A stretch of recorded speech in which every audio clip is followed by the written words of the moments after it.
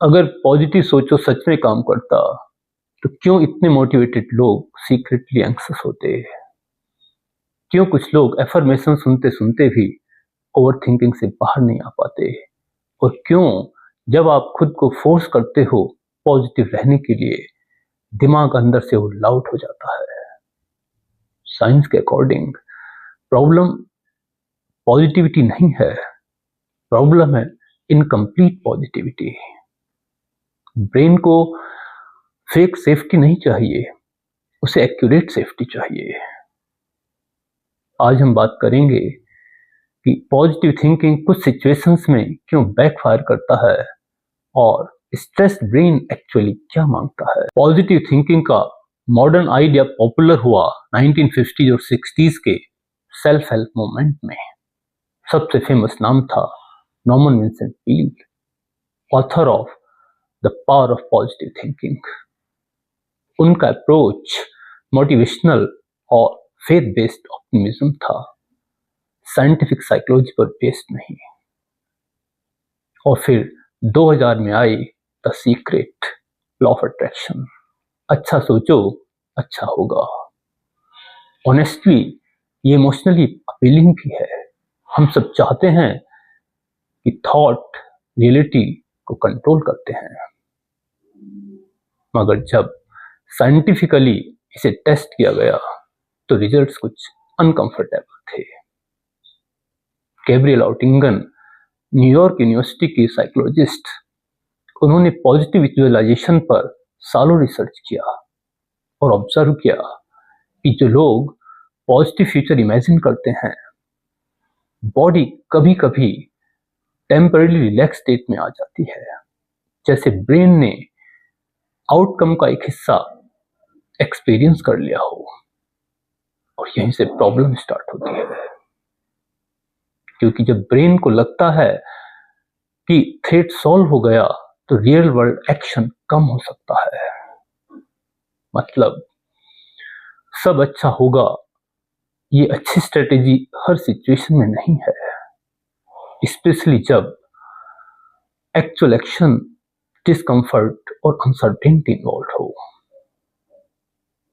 Problem सिर्फ unrealistic positivity नहीं है, प्रॉब्लम सप्रेशन भी है।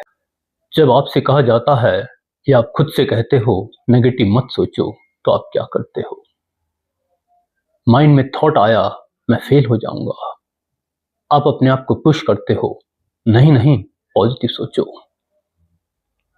ऑनेस्टली ये डिसिप्लिन जैसा फील होता है और लगता है मैं स्ट्रांग हो रहा हूं, मगर ब्रेन में कुछ और चल रहा होता है।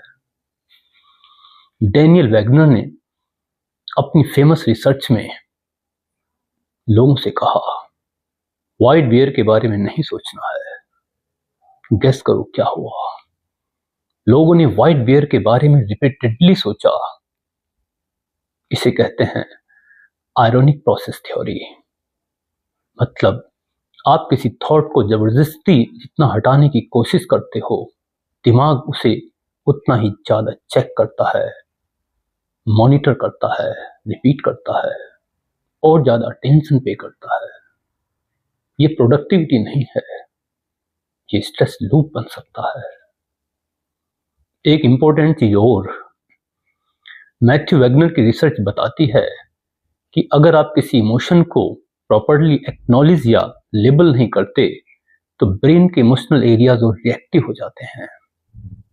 सिंपल भाषा में, अगर आप किसी इमोशन को फील नहीं होने देते तो वो इमोशन अंदर और लाउड हो जाती है।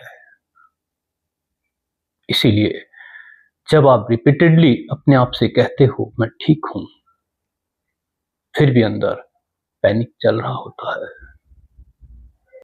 तो स्ट्रेस ब्रेन एक्चुअली क्या मांगता है? साइंस बैक 3 चीजें। पहली, एक्नॉलेजमेंट, सप्रेशन नहीं एक्नॉलेजमेंट। मान लो अर्जुन को ऑफिस प्रेजेंटेशन देना है, उसका दिल तेज तेज धड़क रहा है, उसकी नेचुरल इंस्टिंक्ट क्या होगी? मैं कॉन्फिडेंट हूं, मैं कॉन्फिडेंट हूं। बट बेटर रेस्पॉन्स हो सकता है मैं नर्वस हूं क्योंकि ये इंपॉर्टेंट है मेरे लिए। बस ये वीकनेस नहीं है, ये इमोशनल लेबलिंग है। रिसर्च बताती है कि इमोशन को नाम देने से इमोशनल रिएक्टिविटी कम हो सकती है। ब्रेन को इग्नोर मत करो, उसे राइट इंफॉर्मेशन दो। स्ट्रेस ब्रेन के लिए दूसरी चीज रियलिस्टिक ऑप्टिमिज्म।